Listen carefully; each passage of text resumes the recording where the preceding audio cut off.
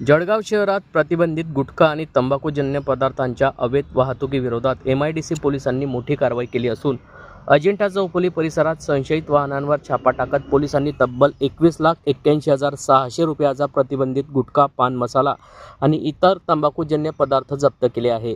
या प्रकरणी वाहन चालक जोगेंद्र पाटील यांच्यासह तंबाखूजन्य पदार्थ वाहतुकीसाठी वापरण्यात आलेले वाहन पोलिसांनी ताब्यात घेत एकूण 28,81,600 रुपयाचा मुद्देमाल पोलिसांनी जप्त केला असून मध्य प्रदेशातून महाराष्ट्रात मोठ्या प्रमाणात प्रतिबंधित तंबाखूजन्य पदार्थांची तस्करी केली जाते।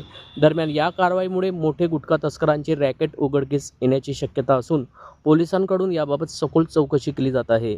या संदर्भातली माहिती आज दिनांक 10 जून रोजी सकाळी 11 वाजता माध्यमांना यावेळी पोलीस अधीक्षक श्रीकांत धिवरे यांनी माहिती दिली आहे।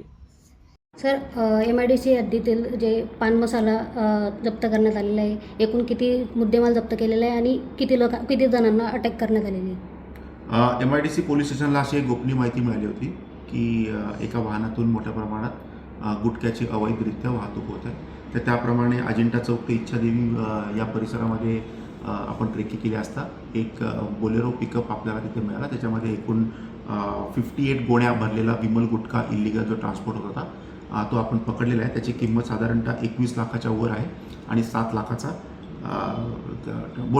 पिकअप व्हॅन असा एक 28 लाखाचा मुद्देमाल आपण जप्त केलेला आहे। तर याच्यामध्ये जोगेंद्र भिका पाटील राहणारा धरणगाव याला आपण अटक केलेली आहे।